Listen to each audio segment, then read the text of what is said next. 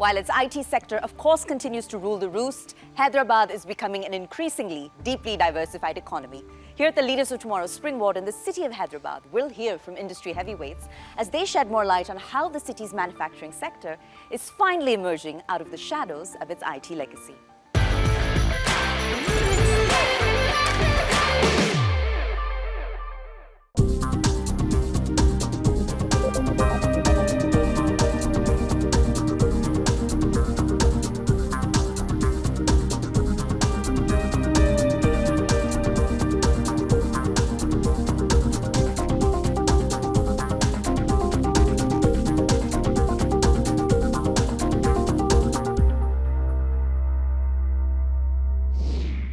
Well, to set some context to the conversation, I'm going to start off with you. My first question to you is this. When we take a close look at Telangana's economy, right, we're seeing projections of becoming a $1 trillion economy in the near future and a $10 trillion economy over the next decade, right? Lofty figures indeed, amazing projections, but to what extent are they a pipe dream? Or is this something that's even within reach? Your take, ma'am. I feel there's a lot of growth happening in part of Telangana due to various initiatives taken. Not only from the state, it is also, we should acknowledge the Government of India perception also.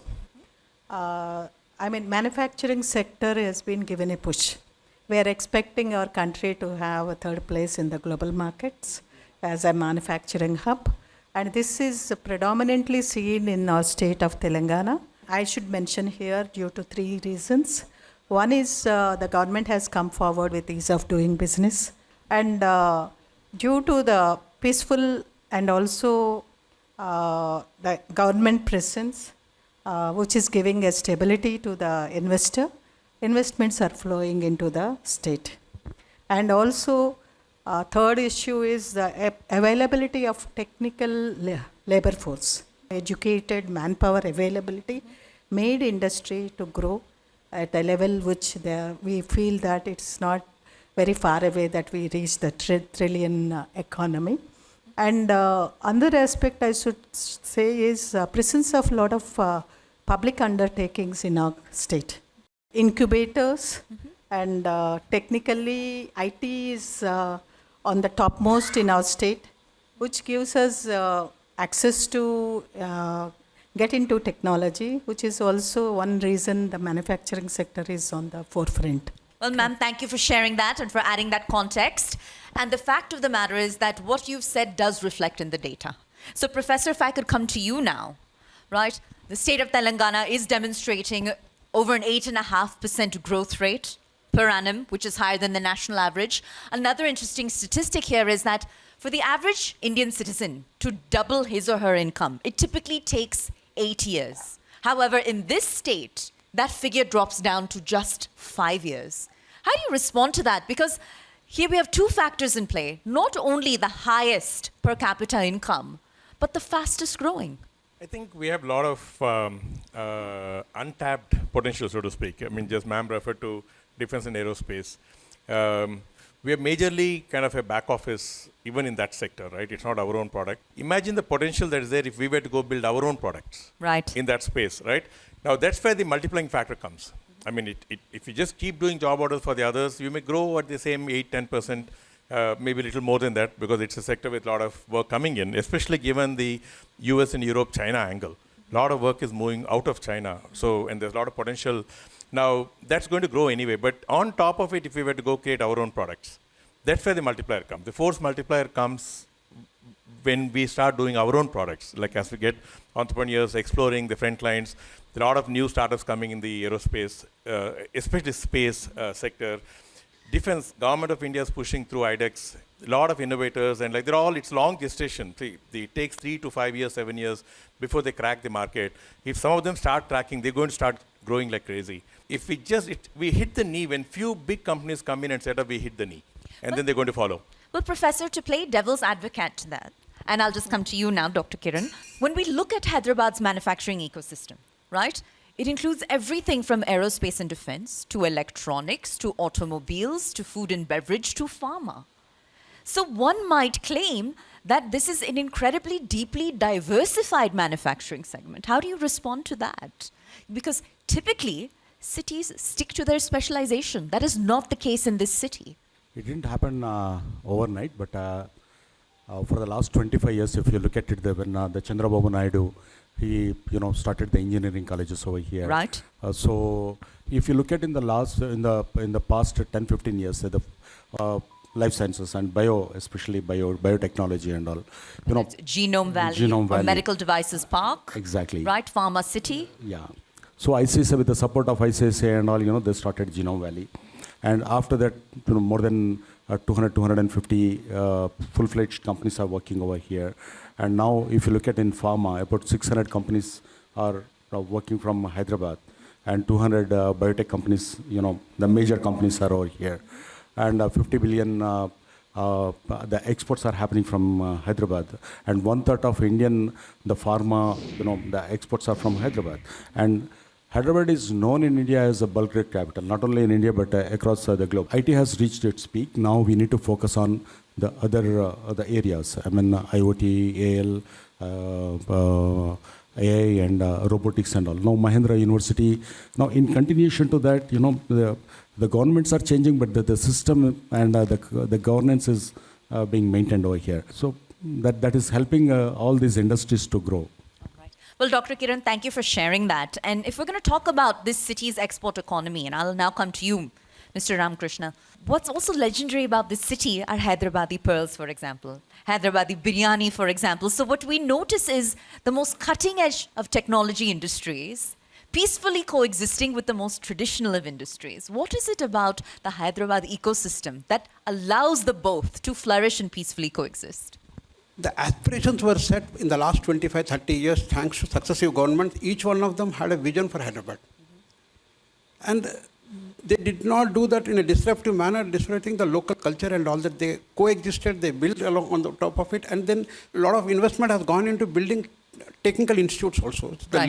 So the most important thing for any MSME or any sector to grow is you should have the infrastructure. Physical infrastructure, logistics is very important, and more importantly, also you need to have the skilled manpower. Okay.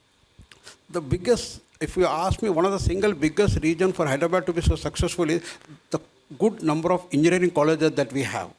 And that provided continuous pipeline of manpower, which allowed us to grow exponentially. So Hyderabad had role models, the policy support, and of course, the required manpower and infrastructure that all helped us to grow. Well, Mrs. Rama Devi, it's a great time to bring you into the conversation because as per Sir's comments, and the Chief Minister himself has gone on record to say that the state of Telangana is not here to compete with the likes of Karnataka or Tamil Nadu, for example, right? Or Kerala. They're here to compete with the world. How do you respond to that? And what does that mean in terms of scope for small businesses to grow and ultimately flourish and compete on the global stage? When he mentioned that Hyderabad will compete, not state of Telangana will compete with the global scenario, our Honorable CM announced, Skill University. Right. So that means that we can address the demand of manufacturing sector from the global market. Mm-hmm. What we really need, we have the technology, we have so many institutions, but our human resource need to grow to that level of competing with other countries. So that requires skilling. So they are on the right path, doing right things. So that's what we require. One is stability, the other is inclusiveness, the other is technology adoption, and also reaching to the global market. But coming to you now, Mr. Ramakrishnan, if small businesses are to walk down memory lane for a moment, they've faced their fair share of obstacles between demonetization, of course, right? GST implementation, the economic downturn, the COVID crisis, of course, and most recently, all of the geopolitical volatility that surrounds us, right? And I'd love your take on the extent to which your association with IDFC First Bank has helped your business achieve that next level of growth. So if you could tell us more about that association. In spite of all this problem that you have told, two things that enabled us to be there. One, the local system and all that, the infrastructure and all that, definitely yes. But While banking with IDFC First Bank, I think they got one of the best banking app compared to any other bank. It's a seamless thing. I think you Round of applause, please, ladies and gentlemen. See, I was banking with other banks also, but then halfway through my journey of my growth, I started banking with IDFC. And it happened so seamlessly, so fast, that I have never visited my bank. I don't know. And I have never seen my checkbook. The first day they gave a checkbook, I have never seen my checkbook, because today I don't even know where the checkbook is all about. But I have FDs, I have seamless transactions, I have bank guarantees coming. So it's not only the support of the local infrastructure, the policies and all that, but also you also need a very matured, evolved banking ecosystem to grow. Otherwise, your growth will slow down. And I think my experience with IDFC has been phenomenal. They have been fantastic. It's time for a short break, but our coverage of the leaders of tomorrow's Springboard here in Hyderabad continues. We'll be right back.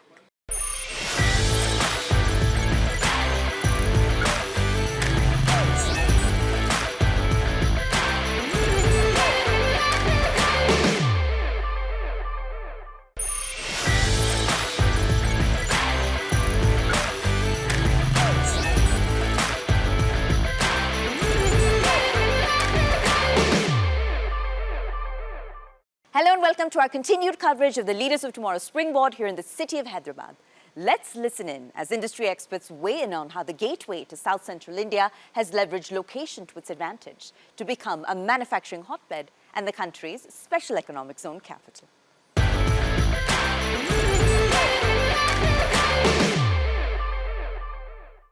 Speaking of taking feedback, right? To what extent is there a feedback loop such that the government is taking note of their pain points in order to alleviate their situations within a time frame that they can actually benefit from? We are a private organization. From a leap, though, Yeah. right?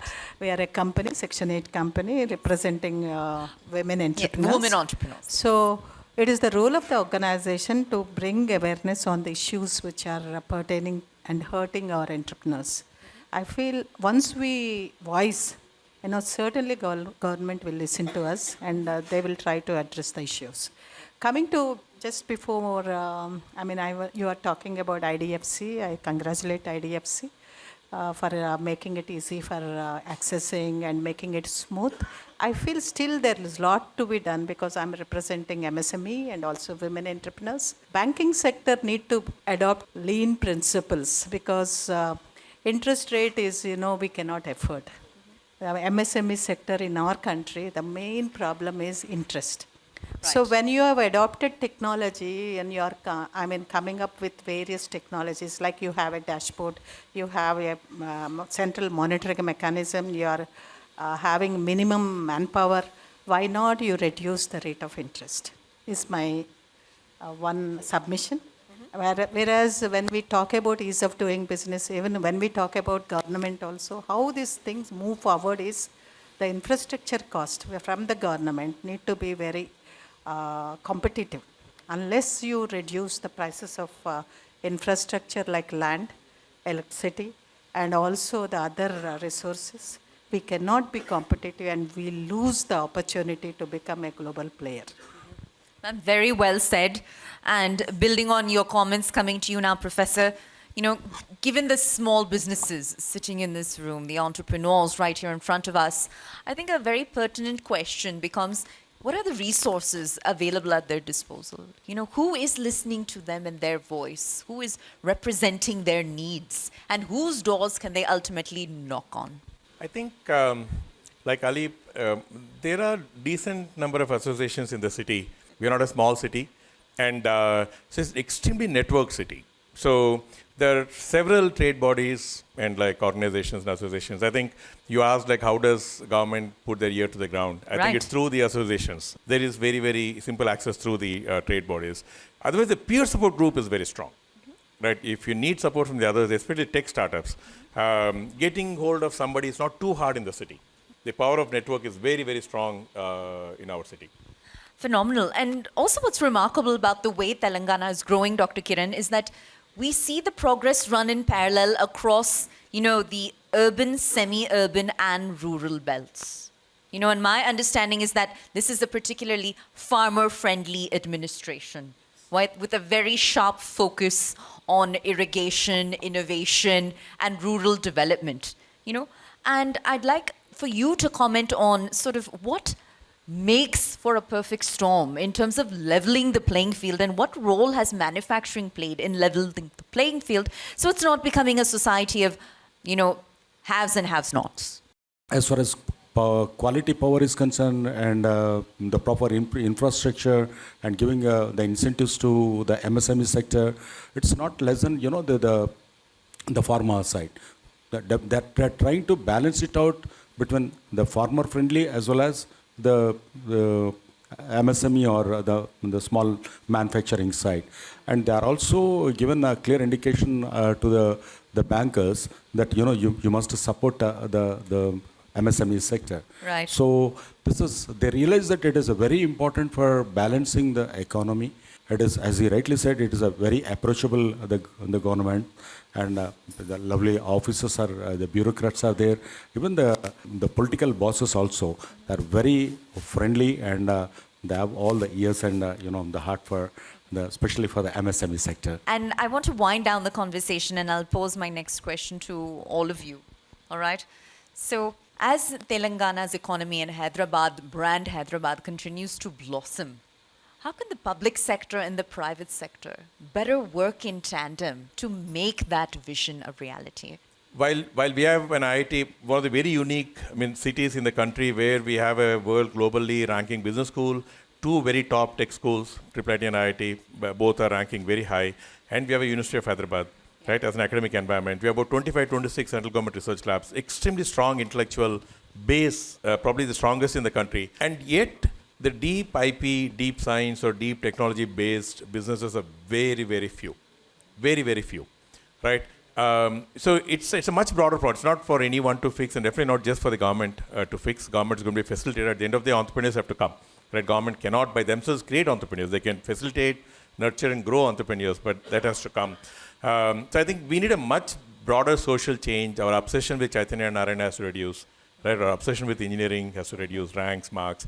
So we need to create a different workforce. I would say that is something our government can take the lead. Thank you for that very candid comment. And coming to you now, sir, if I could pose the same question to you, Mr. Ramakrishnan, in terms of what more you'd like to see as far as collaboration between the public and the private sector, you know, to take Hyderabad's economy to the next level. To make a multiplier effect on the economy, you need to have bright policies.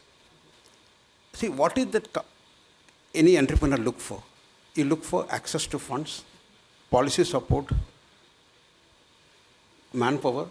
But today, running an engineering industry myself, I know it's not easy to get engineering manpower. I think the support that we look for is most important is that awareness building about other sectors and the growth that they will have in future. Phenomenal takeaway and very tangible one. I'll come to you now, Mrs. Rama Devi. What he rightly said is the role of government in bringing awareness with the demands of the industry.